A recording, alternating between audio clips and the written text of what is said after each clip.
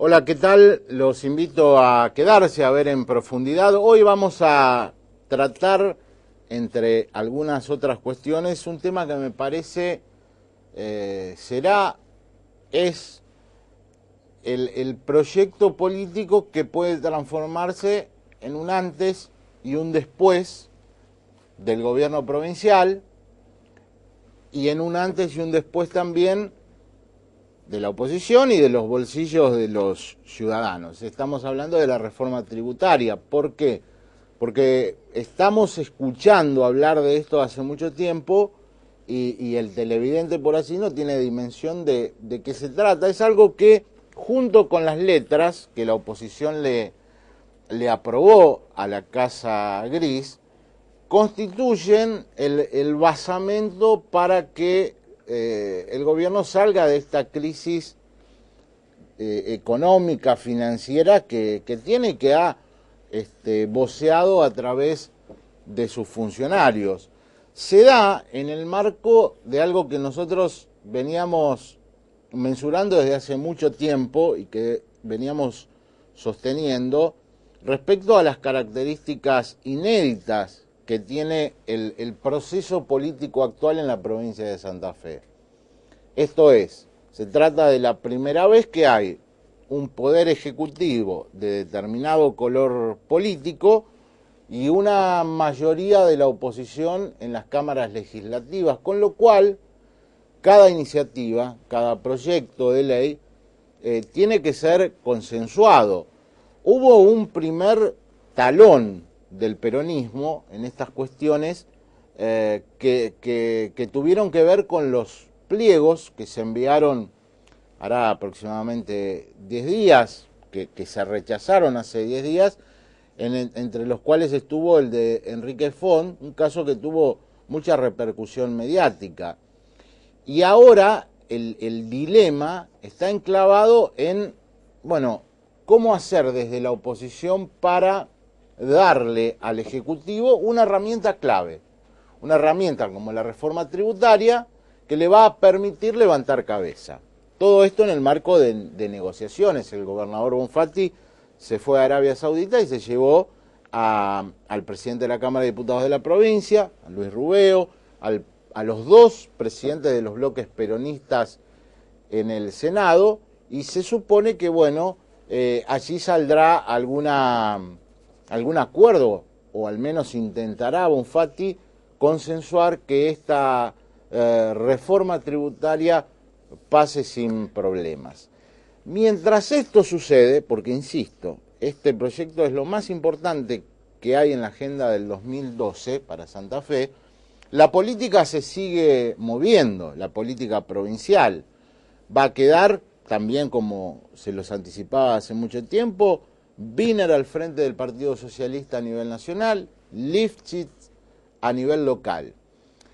Va a asumir dentro de algunos días, Pablo Hapkin la titularidad nacional de la coalición cívica ARI, en reemplazo de Adrián Pérez. Y es muy probable, yo les diría que casi seguro, que la coalición cívica se incorpore al Frente Amplio Progresista, al FAP. Se ha ido Lilita de la coalición cívica, Lilita se fue hasta denunciando a los suyos por el voto respecto a YPF. El peronismo no enrolado en el kirchnerismo va a ser, y que ve con simpatía a Mauricio Macri, va a ser dentro de algunos días, el próximo sábado, un encuentro en la ciudad de Rosario, se llama Propuesta Peronista, e intentará conformar una estructura que de alguna manera hoy está representada en Unión Pro Federal. Va a estar con nosotros aquí Alejandra Bucasovi, que nos va a contar quiénes se van a incorporar desde el Partido Justicialista santafesino. Y la Unión Cívica Radical, a cargo de la presidencia está Mario Barletta, el ex intendente de Santa Fe y candidato a gobernador, también bosqueja de alguna manera su lugar en el mundo. Insisto con esta pregunta, ¿va a dividir sus votos el radicalismo con una candidatura a diputado nacional de Mario Barletta con el Frente Amplio Progresista, con una candidatura a diputado nacional de Wiener, para que en esa división se les cuele o el kirchnerismo o el PRO? Es una respuesta que deberá ser analizada con determinado pragmatismo. O habrá una lista común a diputado nacional donde estén Wiener y Barletta. Son cuestiones que la política empieza a dilucidar en un año en el que no hay elecciones, no hay calendario electoral, pero que le permite a los partidos políticos ir trazando sus alternativas para lo que será un año 2013 muy importante, ¿eh? Acá lo ha blanqueado con nosotros Roxana Latorre, hace 2 programas, dijo, si el kirchnerismo obtiene una mayoría suficiente para avanzar en la reelección, en la reforma constitucional, esto puede suceder. Tras el corte, con nosotros la diputada provincial Alejandra Bucasovich.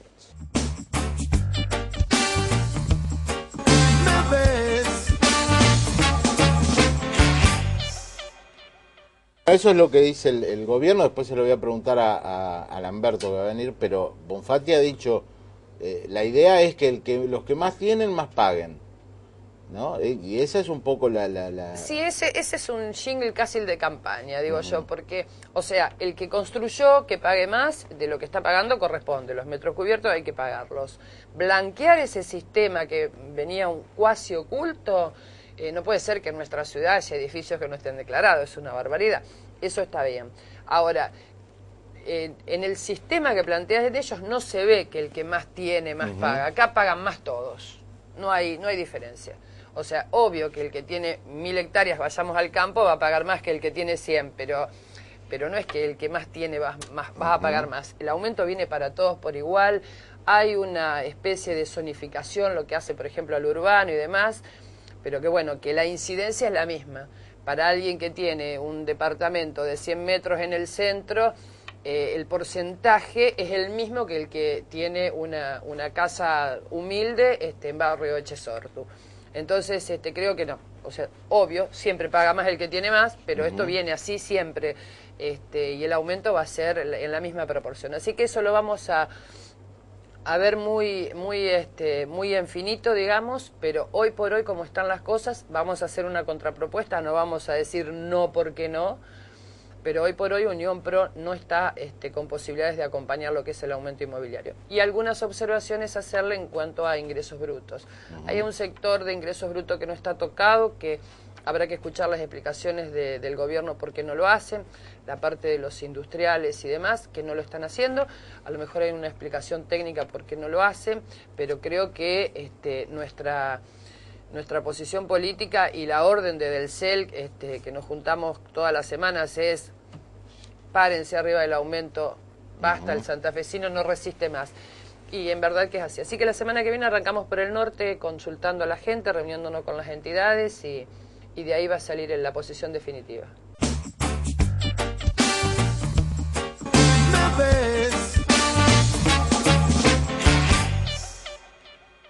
Estuvo acá Bucasovich, obviamente queremos tener de primera mano el testimonio de la bancada que responde al oficialismo sobre lo que yo digo es uno de los grandes temas, si no el gran tema del 2012, que es la reforma tributaria.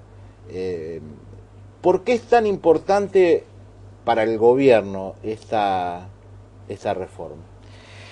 Bueno, yo creo que hay 2 temas que son macros. El primer tema es que Santa Fe tiene una gran dependencia fiscal del gobierno federal. Casi un 67% son tributos nacionales. Esto genera dependencia fiscal, por supuesto dependencia política. Yo creo que este tema hay que tratar de ir, logrando que se vaya mejorando paulatinamente. Estos 2 años se han logrado mejorar en un par de puntitos, pero todavía es muy grande la dependencia de los tributos nacionales. El segundo tema, que hay una distorsión dentro de lo que son los 4 tributos provinciales, ingreso bruto, inmobiliario, sello y patentes, donde los vinculados al patrimonio, especialmente el inmobiliario, quedó cuarto.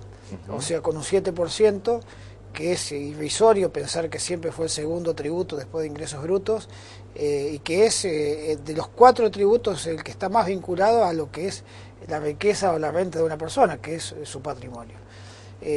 Creo que nosotros necesitamos esto modificarlo, porque el sistema distorsivo tarde o temprano se hace sentir. Evidentemente hoy se paga más de patente de auto porque los autos se actualizan año a año que bueno, el patrimonio de la tierra o la renta rural y urbana, que tiene distorsiones muy grandes. Por ejemplo, hay zonas de la provincia donde entre el valor real y el valor de evaluación es de 40 puntos de diferencia, 40 veces de diferencia, lo cual evidentemente la distorsión es tremenda, ¿no? Así que ese es el tema macro. Y yo creo que el tema de la realidad es que nosotros tenemos un país con movilidad de precio, con movilidad de insumos, con movilidad salarial, y que eso indefectiblemente exige mayores recursos. Creo que sostener un sistema impositivo prácticamente anquilosado en 10 o 15 años atrás es una distorsión muy grande, porque esto tarde o temprano termina afectando primero a las finanzas provinciales, en segundo lugar a una política de autonomía y centralmente de identidad fiscal, y en tercer lugar a la comunidad toda, porque lo que no se recauda por impuestos, bueno, el impuesto es la política de salud, de educación, es el médico, es el enfermero, es el policía, que esto indefectiblemente termina resintiéndose.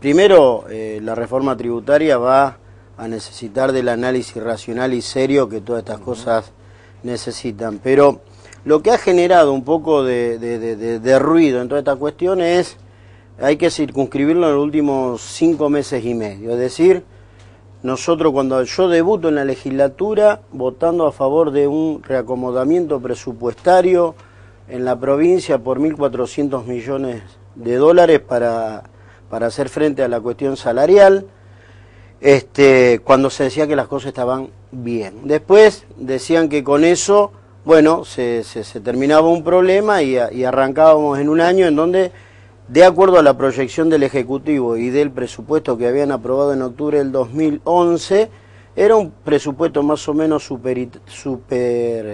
habitario en 50 millones de pesos.